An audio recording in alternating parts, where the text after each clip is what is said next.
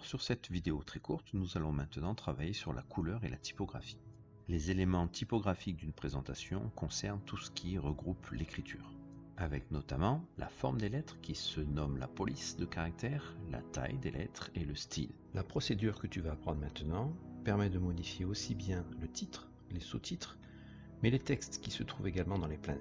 La procédure est simple, clique une fois sur le cadre texte, puis une deuxième fois pour rentrer dans le cadre texte, et tu saisis le texte voulu à la place. Une fois saisi, le texte doit être sélectionné en maintenant la souris enfoncée et en balayant le texte de droite à gauche. Lorsque tu sélectionnes ton texte, tu remarques qu'une série d'outils apparaissent au-dessus de la fenêtre. Le troisième menu en partant de la gauche te permet de modifier la police de caractère. Il est conseillé pour qu'une présentation soit claire de ne pas en abuser. 3 polices de caractère sont suffisantes pour garder la lisibilité d'un document. Au-delà de 3, tu risques de perdre le lecteur.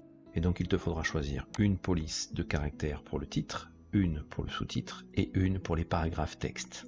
En cliquant sur l'outil A+, ou A-, tu peux agrandir ou diminuer ton texte. Et nous verrons qu'il existe une technique plus simple. Enfin, pour changer la couleur du texte, tu cliques sur l'outil couleur de texte, représenté par un A majuscule souligné d'un trait noir. Prezi te propose quelques couleurs, mais elles ne correspondent pas forcément à ta charte graphique. Un clic sur le menu personnalisé te permet alors avec l'outil pipette de récupérer l'une des 5 couleurs que le groupe a choisies dans sa charte graphique. Tu peux aussi saisir les 3 couleurs RGB de la couleur choisie. Ces 3 valeurs correspondent à la quantité de rouge, de vert et de bleu que l'on trouve dans une couleur. RGB pour les logiciels anglais, Red, Green, Blue, RVB pour les logiciels français, rouge, vert, bleu. Et on refait pareil pour le sous-titre. Mais souviens-toi, pas plus de 3 polices de caractère, pas plus de 5 couleurs différentes. Les couleurs et les polices de caractère doivent être choisies par votre groupe de projet.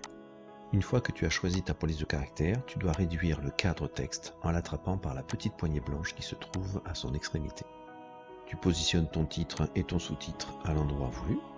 Et à ce stade, il est encore possible d'agrandir la taille du texte en attrapant la poignée qui se situe dans le coin du cadre texte. Et tu fais pareil avec le sous-titre.